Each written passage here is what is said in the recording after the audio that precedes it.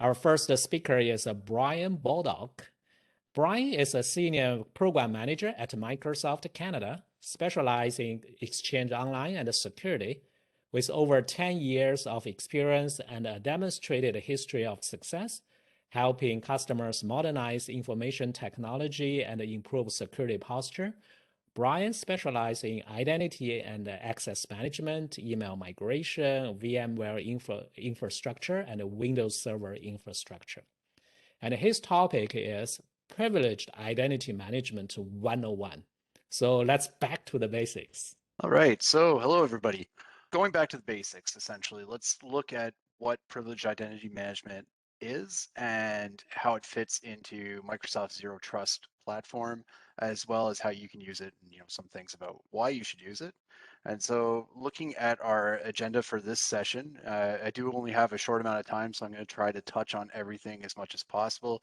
It's possible that I run out of time, and if that happens, I do apologize, but I'll do my best. So kicking off with an introduction, then we'll cover what privileged identity management is as an overview, how that fits as well into Zero Trust and PIM, and why you should use PIM, followed by a quick demo of some of the new functionalities in Azure AD PIM, and some recommendations on Microsoft's side for implementing PIM.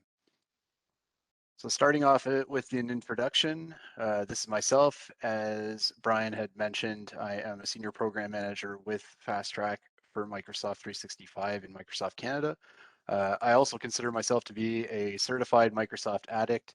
I've got a ton of different certifications, and I just love to learn and growth mindset, all that stuff. So the cure for stress is knowledge. If something's bugging you and you're stressed out about it, chances are you just don't know enough about it, so you got to read up on it. So let's take a look at our overview. So what is PIM anyways? I guess a quick way to explain PIM is that it's a service in Azure Active Directory Premium P2 in Microsoft's stance that enables you to manage, control, and monitor access to important resources in your cloud environment. And again, please note that this service does require Azure AD P2 licenses. So what does PIM do anyways? Well, PIM, it offers time-based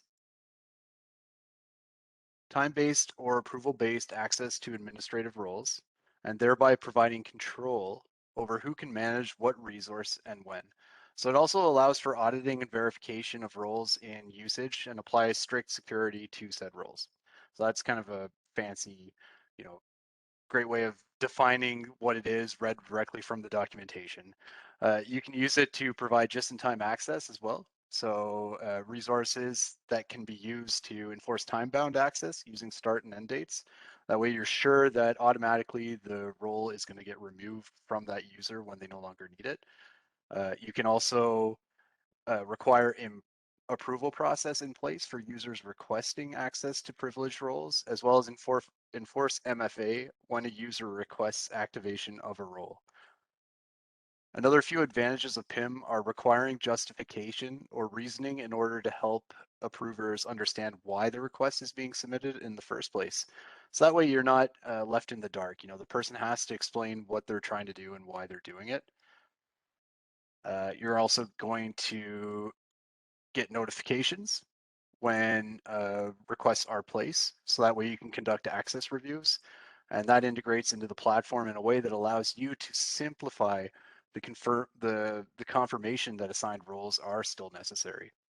And you can also take advantage of the auditing capabilities that are in place in order to track access requests and also validate historical requests for any internal or external audit.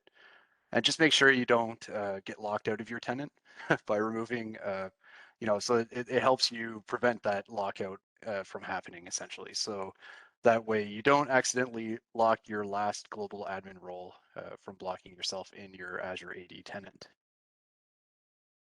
Okay, so that's great. So why should you use PIM? So PIM essentially lets you minimize the number of people who have access to secure information and or resources, and it reduces the chance of a malicious actor getting into your sensitive resource. And it also grants just-in-time access for resources. So you can easily conduct access reviews and download those audits. So just kind of reiterating what I just said in that last slide there.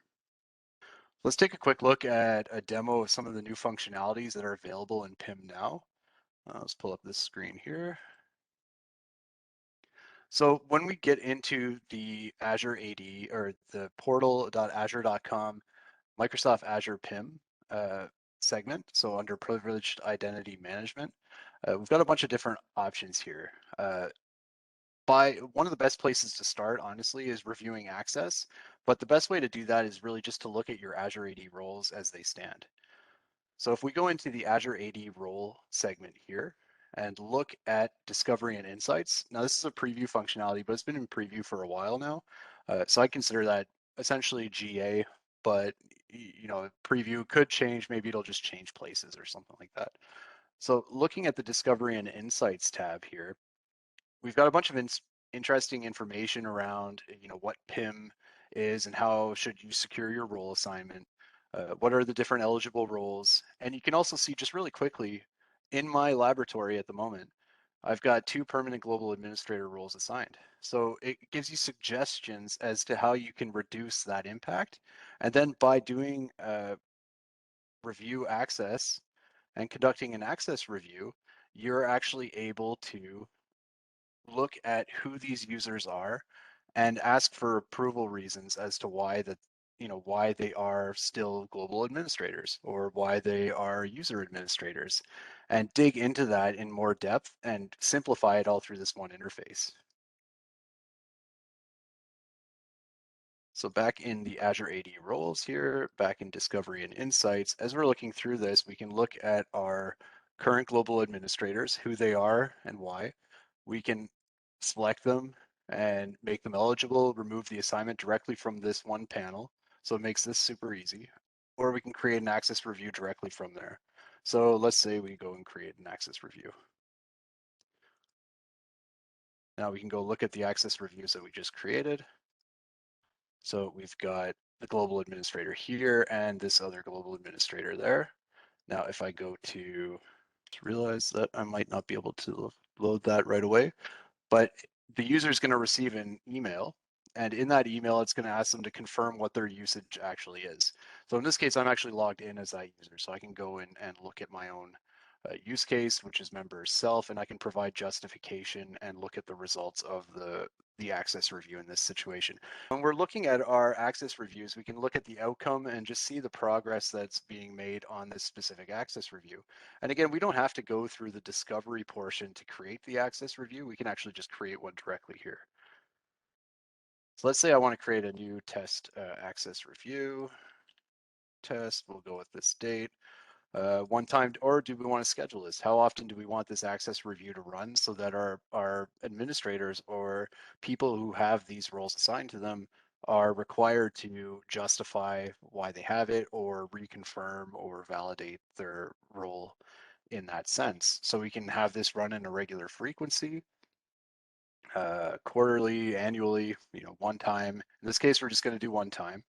We'll run it once, and let's see, we can do, there's also a new preview out covering service principles. So this covers service principles, but it's a little bit more complicated when it comes into the licensing. So you can always click there to learn more.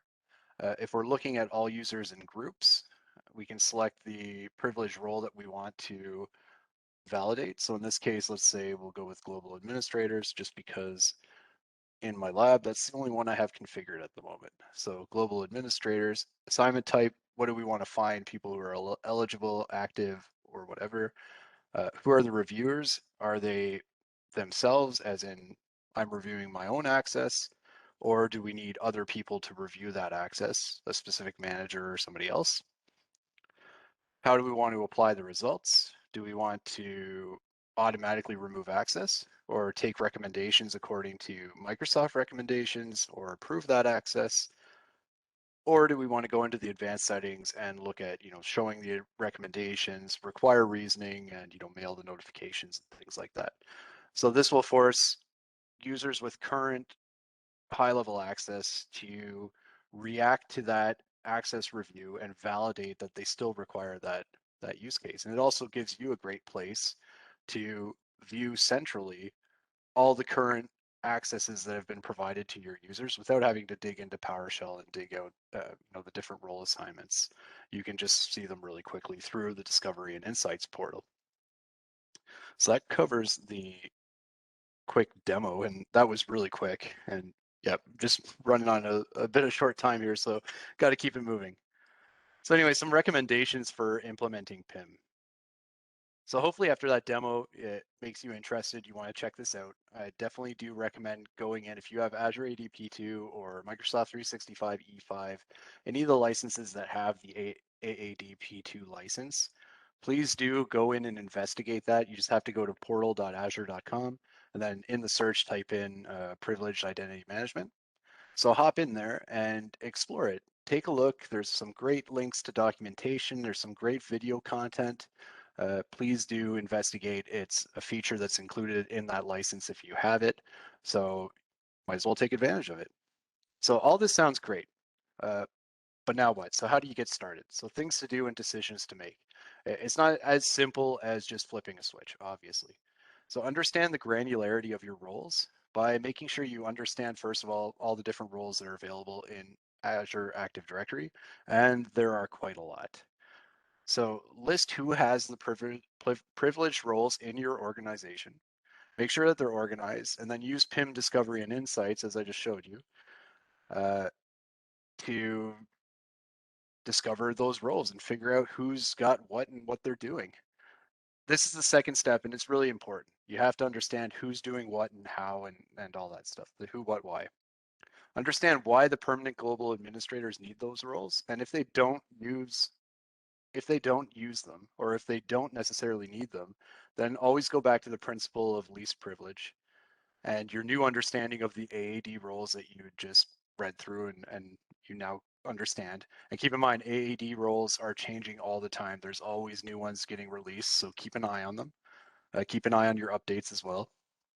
And so if they don't, necessarily need it, applying the principle of least privilege and using the granularity of the Azure AD roles, reduce the potential impact that they can have.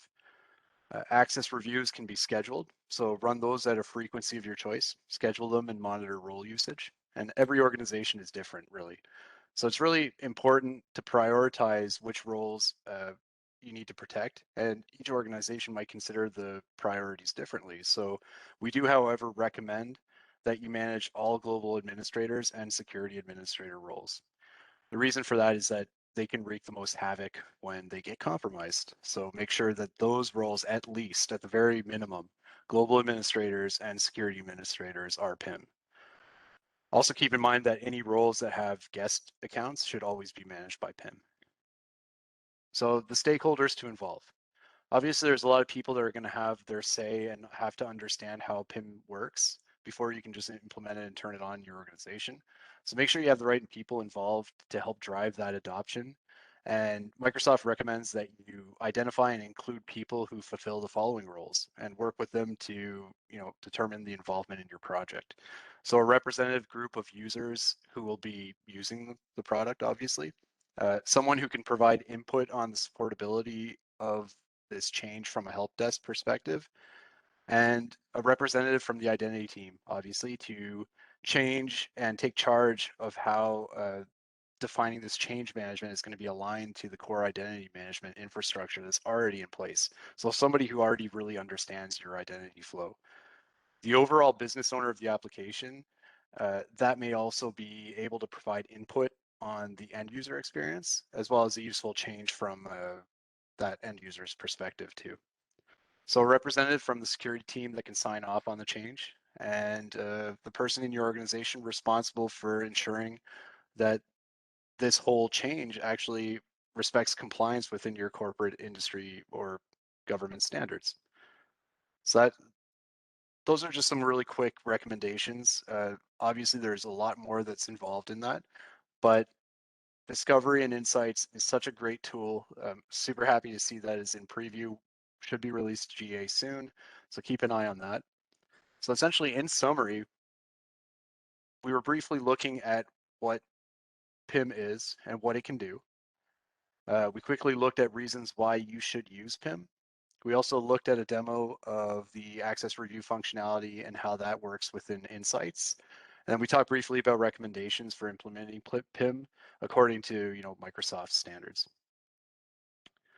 So that's pretty much the end of my presentation there. I just want to say thank you for letting me do this. Brian, thanks for having me on here. I work with the Fast Track for Microsoft 365 department in Microsoft. And there's a link here on this slide that actually mentions Fast Track. And I do recommend anybody who has over 150 licenses to check out this service because it's included with your license. So hopefully I'll hear from you soon.